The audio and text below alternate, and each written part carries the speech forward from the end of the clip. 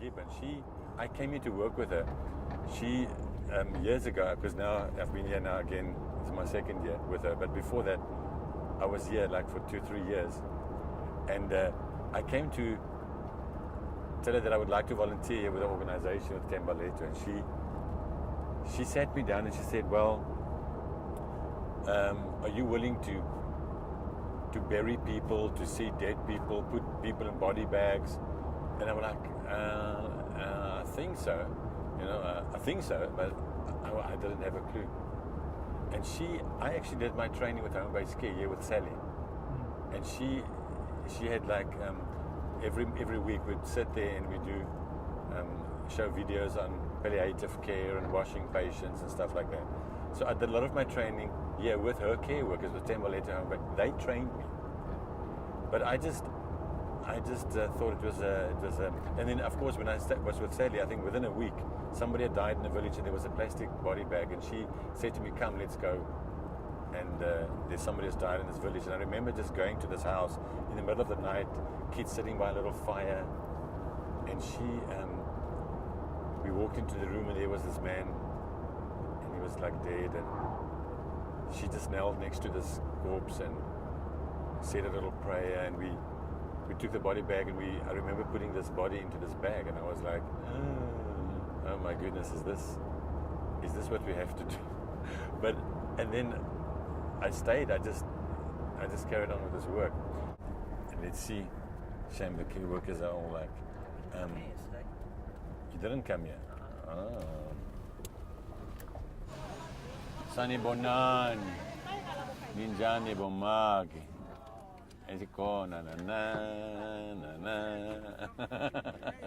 Hello, Ma Eva. Ma?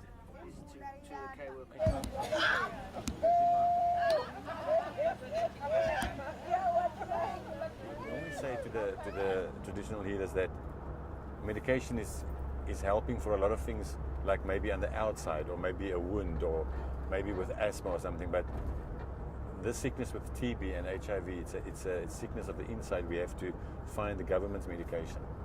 I always try and tell them, the government's medication, it's working. It's slow, but it's working. And to get them to go to the clinic and do all those right things, it's an unending education. It's unending. And then you have to like take them by the hand, and you have to, and once they start to see that they're getting better, then they will go back next month or whatever.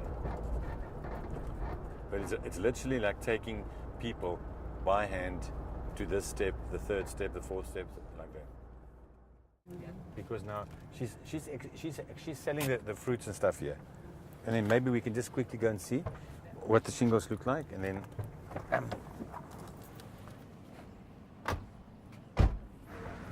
we just want to see this lady's shingles.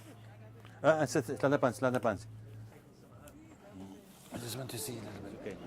Okay, you know what? Did she go to the clinic?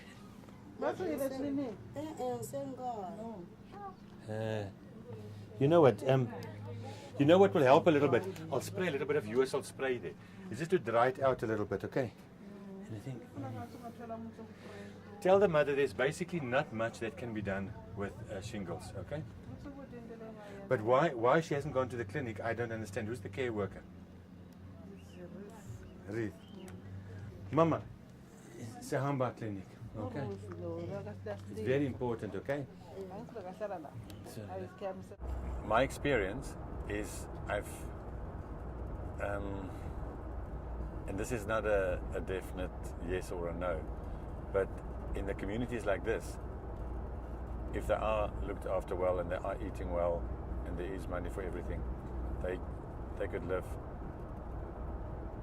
12, 15 years or even longer. But every case individually, it depends. It just depends on, what is the situation like at home? Is it clean? Is there food? Is the infrastructure at the home okay? Things like that. Just depends. But we have buried many babies here at Block B.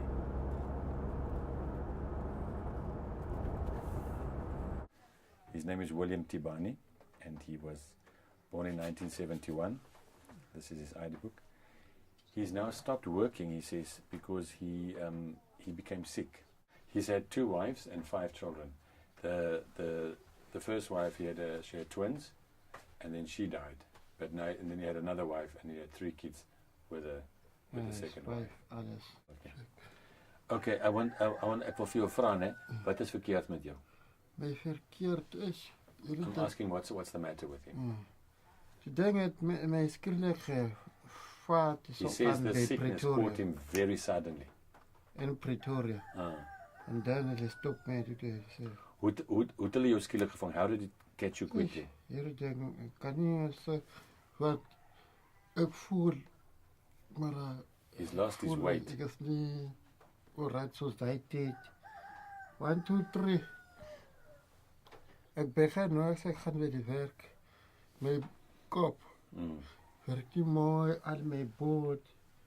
His body wasn't working well, his head wasn't thinking straight. He started to feel that something was wrong. Toe die court voor hulle stop vir my. Toe hulle vat my daar so by die mense wat het hulle getrek het by die wit mense. Wat hulle kan nie betaal daar by die voorstel. Toe ek oppas net daar so dat ek kan nie patrol so aan met my opbied daar so. He was forced to do he was security, but they just put him at some house just to sit there because he became too weak to work. After that, they tell me I stop. What's wrong with, wat is nou verkeerd? What's wrong with you now? Is hier so by my gat. Spaas hier. Well, I'll do a little checkup on him now. He says that there's something that's very wrong inside the anus. I don't know if it's maybe piles or whatever. But I'll check that out and then we'll see. He said at the time when he started to get ill, the thought did occur that maybe it's that sickness, meaning the HIV. Ek het gedink, want daar is siektes not te veel, so by hierdie groot van ons. He says that he also thought that maybe he's been bewitched. Right. Yeah, he's been bewitched. So somebody made special medication. The Sangomas, the traditionalists, have actually bewitched him.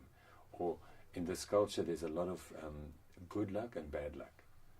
And so bad luck comes to you, or good luck comes to you. Right. With all the thoughts that he had about being sick with HIV, he thought that maybe it could have been the HIV because he was jolling, he had different wives, and so he thought that maybe that's also a possibility. We had a phone call from Eva from yesterday. She said that one of the care workers has got a body lying there that died the night before.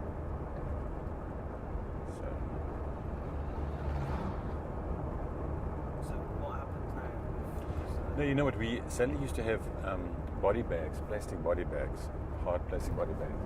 So at least we could put the bodies inside the bags until, because this was the funeral, the societies are so outrageously expensive. It's insane.